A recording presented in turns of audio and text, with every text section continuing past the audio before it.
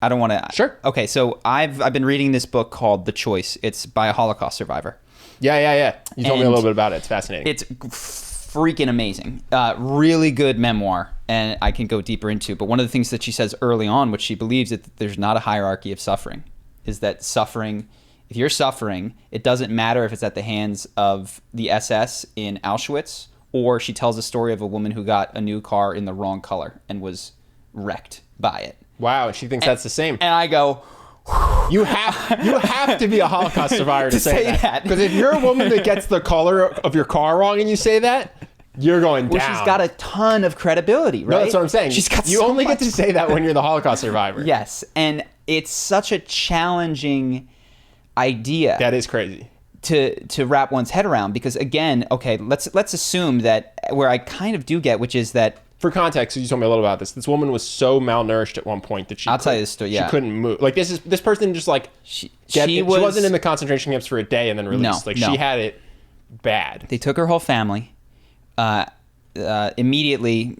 I mean, it's hard. This is the Holocaust. This is not happy stuff. They split the family. Dad was gone immediately. Mom was sent into the showers where they gassed them. Yeah. Just to be clear, gone is dead. Yes. They took her. One sister had managed to escape. Her and her sister went through months and months. Were marched to marched to the last bastion, because they started at Auschwitz, and then they pulled these women back. At the end of the day, because Auschwitz had fallen. Yeah, they were like, so they were just trying to keep their people, victims, whatever you want to call them. So them. they were, of the 15,000 people in their town, the 15,000 Jews that were taken from their town, 70 survived, which is a death rate of 99.6%. Wow. She was literally breaths away from death. The Holocaust is almost as effective as birth control. It is insane, dude. It's insane. So the GI comes in, I told you the story, to like say, who's alive? It's just a heap of bodies. They're all dead. She's barely alive, but she can't raise her hand. Who's alive? GI leaves. It's like the Titanic. She can't do it. One more GI. Anyone in here alive? Previously, which was a heartbreaking story, the American Red Cross had dropped cans of food, but they were too weak and had no tools to open the food. So they're starving with cans of sardines. But fortunately, she has a can of sardines by her hand, and she's able to reflect the light into the GI's eye. And he comes over and scoops her complete. I mean, she's breaths away from dying. Have you seen the photos? They're heartbreaking. Yeah. How malnourished these people are. And then her recovery, like, she didn't speak, I think, for weeks. I don't want to mistell the story, but she just didn't move it then for a month afterwards. And anyways, then she came out and would live this incredible life. But she says that there's no hierarchy of suffering. Yeah, which is crazy. And I go, how is that possible? But I tried engaging with this idea, and one of the difficulties of it is that, okay, let's suppose that it's true, that suffering is relative, and it's relative to what one has experienced, and it's just, suffering is the experience of wishing that reality isn't what it is, right? That it was somehow different, and the degree to which you begging, pleading, fervently desiring it to be different is the degree of suffering. Does the fact that she experienced Holocaust-level suffering protect her in the future from wrong car color suffering, or does that go away? No, she still has marital problems. She still has, she still struggles, and she still has PTSD. So they don't know what really PTSD is at this time. And so she's one of the first people to recognize that a lot of people survive the Holocaust and then want to die. Like they fought, had to survive, did everything they could to make it. And then they get out, they make it to America, and they want to die. And they're going, like, what is going on here? Wow. So she's looking into PTSD. It's fascinating on so many different levels. But with regards to the suffering bit, assuming that suffering is the desire for reality to be different, and the degree of suffering is the degree to which one desperately wishes. So when you're in pain, there's that sense of like, stop, like anything to change the current state of things is suffering. One, it puts suffering in the context of very much seemingly within the control of consciousness. I'm not saying that there is free will, but it's very much an interpreted thing. Well, pain exists, but suffering is optional. That was Viktor Frankl. So people who don't know Viktor Frankl, what was his book?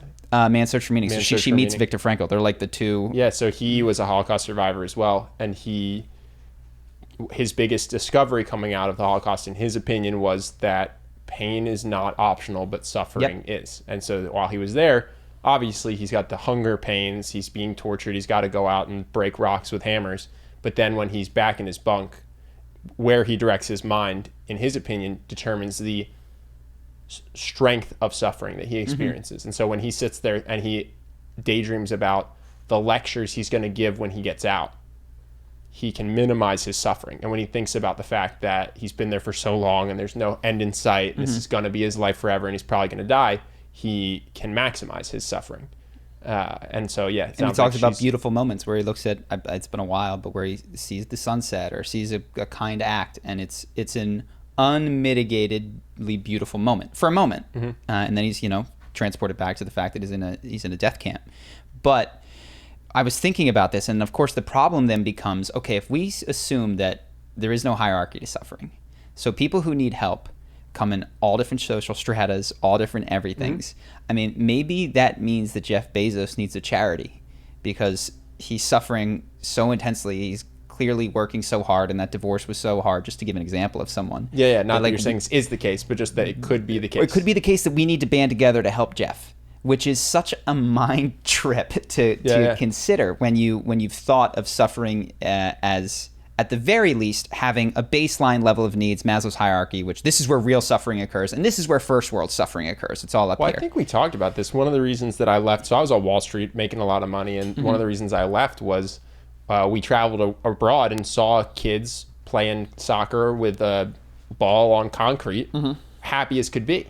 You know what I mean? And then I'd return back to my bosses and I would see some of them be miserable millionaires. And it was kind of that sense of like, oh, this whole money thing isn't what makes people happy. Yeah. It sounds like that's you're saying that you apply that to the opposite as well. So in addition to recognizing that poor people can be more joyous than the average person, you recognize that like somebody there looks like they have it all the money, all the fame, all the dating, whatever, and is as miserable as someone who's starving to death. Sure. That's what you're saying. If your ethic is built, and a lot of mine is, and I think a lot of our viewers would be broadly built around the idea of reducing suffering in the world, you might be orienting it in a wrong direction. In fact, you might be better served to go to Instagram and see who's posted the most today and go, that person is hurting. That's my mission, is to help. Can I go one argument for continuing to do it the way that we do it? Of course. So if you think of it in terms of suffering reduction per dollar spent, then you can go, okay, 10 cents per malaria net. I send a bunch of malaria, I send 1,000 malaria nets over for $100, prevent some people from dying, so now their kids have parents, this and that. Sure, some of those people might have been joyous even if their parents died of malaria, but per 10 cents, I'm doing a lot of good. Whereas for me to help just Jeff Bezos would require so much more than zero time and $100. He'd need hugs and exactly. It'd be very time companionship. intensive. Yeah. I certainly can't do it with my money. I'd have to do it with my time. So maybe there's an argument to say like, sure, we can recognize that Bezos might be suffering as much as one person in a bad spot, but $30 charity water, 10 years of clean water, like that's just scalable. So if your goal is to reduce suffering in the world, it still makes sense to look at the most scalable or most affordable ways to reduce suffering. Yes. Does that make sense? Yes. You're saying that time is finite and money can scale and grow, versus there's the same amount of time. And can help Jeff Bezos the least. Yes. Because that's the one thing he has, even if he's suffering. Now, one thing we don't have, we have tracked, for a long time, we have a general idea of how long people have lived. We have a general idea of when they died of disease, how many people died violently. And of course, we've always assumed, which seems obvious, that is suffering, right? That life was nasty, brutish, and short. I just have a fun fact I'm going to throw in here because I was going to bring this up. Did you know that the average high school kid today has the same level of anxiety as the average psychiatric patient in the 50s? So I'm sure that's an interesting study. I'd like to hear more about how they found it, but let's just pretend that that's broadly similar. This is the other thing she says: comparing suffering doesn't work. Like to say that yours is the same. Well, as it's not mine. suffering; it's anxiety. And I think they use an anxiety scale. I think there's just a way that therapists decide how much anxiety you have and how big a problem it is. It really, assuming that this is all true, it does kind of mess with my model of the world in terms of how to help, what one can do, scalable help, and it then puts it in the perspective of like, okay, if you want to reduce suffering in the world, sorry, but the only thing that can do it, as cheesy as this is your own time, attention, and love. Like, of course, and money is a component within that, right? Being able to help someone. But one could imagine that the suffering in Africa without malaria nets, of course, they're crying because their children are dying, etc. But as this woman, I don't know her first name, her last name is Eger, found when she left the Holocaust, I don't think her suffering ended. And she doesn't say, but you don't necessarily get the impression that it was less when she originally arrived in America and she was sewing whatever it was that she was, and she was still facing exclusion and racism, even though she was well-fed. And there was no immediate threat of death. So it's just a strange idea to consider that we actually might not totally have a good track on the hotspots for suffering, which isn't to say that we can't intuit. We can't imagine that a war-torn region has probably got more of it.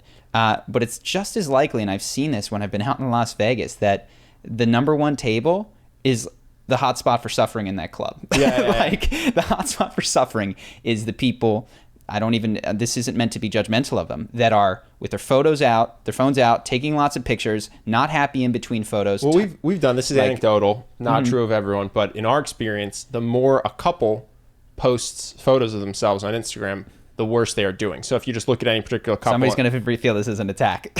And you track, they used to post a photo once a week or once a month, but now they're doing it 3 times a day on their story. It's like, this is when they want you to think they're doing well the most, which probably means that they're doing the least well. Yes. That rule of thumb of... It's just anecdotal from our experience looking at some people that we've seen. Yeah. And you can check it yourself. It's true of me. And so what I find is the increased desire. YouTube is a separate thing. That is a business. But certainly the more that I check YouTube stats, and the more that I don't post anymore, the more that I feel like, oh, I should post that on Instagram. Then I go, oh shit, I'm sad. Actually, I'm just sad. And I need to figure out why I'm sad right now. So that's been my personal experience. Now, I do still think that there's Maslow's hierarchy of needs, which is to say, to the extent you can get people clean water, you give them a chance of experiencing fulfillment, right? Or whatever. What's the top one? Self-actualization.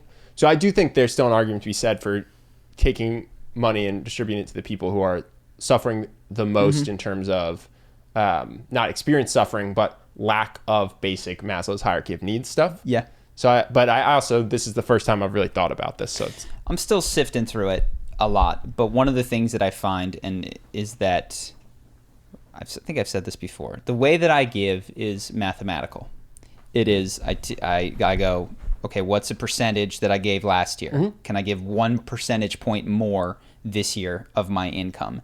And therefore I am doing more good. I would say that process is completely devoid of love, presence, and attention. It's very sterile.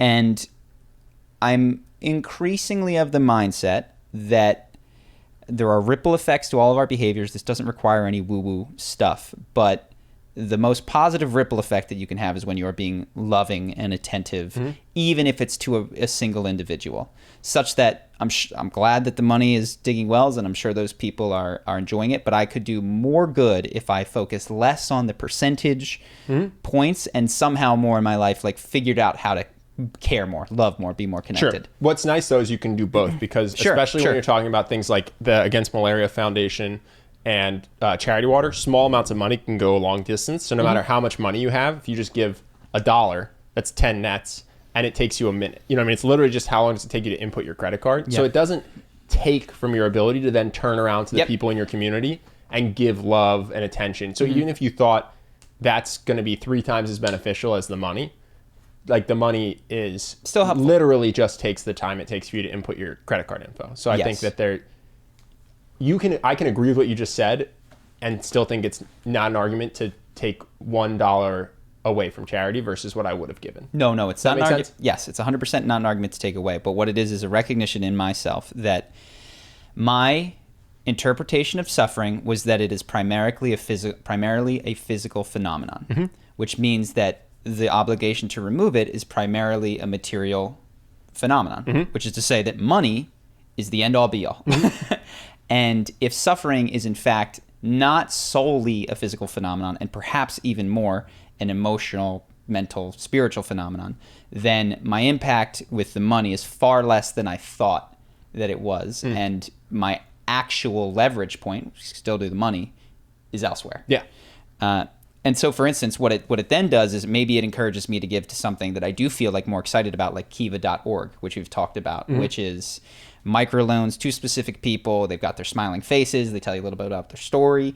And it feels different when you do it. So I don't know, because I think that math still matters and investigation and analysis still matters over just how it feels. But it's possible that pursuing the sort of things that feel good maybe has a stronger ripple effect. I don't mean to diss Charity Water. I'm still going to give them interesting money. Well, I don't want to hash it out now because I think it's going to take a long time. But I'd like to hash it out separately because I actually think that the better strategy would be to spend your money on things where your dollar makes a difference and your time on things where you think your time, love, and attention can help, like a vet that came back from war and has PTSD, or a victim of trauma who what they will benefit from is your individual care, saying you're not alone and I love you. But I do think there's a really strong argument to be made that $300 to Charity Water is better spent than $300 to something that doesn't have as much of a physical impact on the world. Do you know what I'm saying? Like 10 people, $300, 10 people water for 10 years versus, let's say you could do a Jeff Bezos fund. Let's just use Jeff Bezos, right? Where everybody in the world donates $300, which is just enough to get him a year's worth of therapy sessions. I would argue that is a worse use of charitable funds. Yes. And so I think, that one can still perform the analysis on a per dollar spent in terms of what do these dollars do.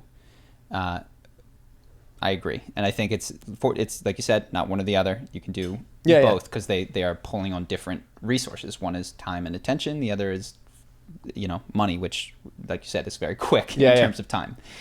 Cool. Transition to something lighter? Sure. Do you have something lighter? Yeah. Do you have something? Go ahead.